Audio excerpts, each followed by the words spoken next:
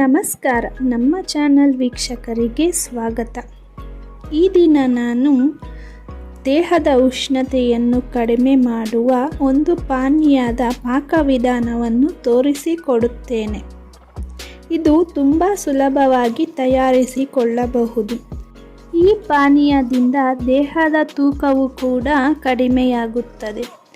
ಇದನ್ನು ಮನೆಯಲ್ಲಿರುವ ಪದಾರ್ಥಗಳಿಂದಲೇ ಮಾಡಿಕೊಳ್ಳಬಹುದು. ಮೊದಲಿಗೆ ಅರ್ಧ ಕಪ್ ಹುರಿಗಡಲೆ ಚೆನ್ನಾಗಿ ಮಿಕ್ಸಿಯಲ್ಲಿ ಪುಡಿ ಮಾಡಿಕೊಳ್ಳಿ.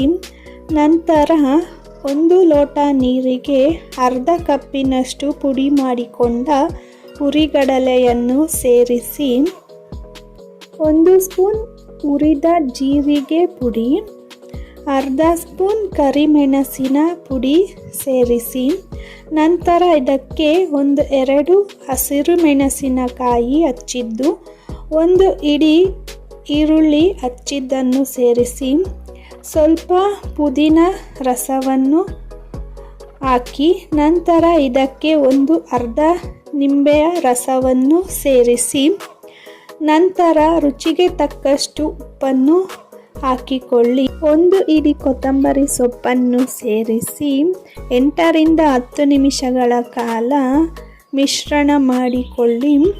ದೇಹದ ತೂಕವನ್ನು ಹಾಗೂ ಉಷ್ಣತೆಯನ್ನು ಕಡಿಮೆ ಮಾಡುವ ಪಾನೀಯ ಕುಡಿಯಲು ಸಿದ್ಧ.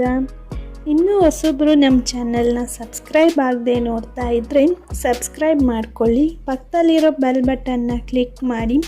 ನಾವು ಹೊಸ ವಿಡಿಯೋ ಮಾಡಿದಾಗ ನೀವೇ ಅದನ್ನು ಮೊದಲು ನೋಡಬಹುದು. ಈ ವಿಡಿಯೋ ನೋಡಿದ್ದಕ್ಕೆ ಧನ್ಯವಾದಗಳು.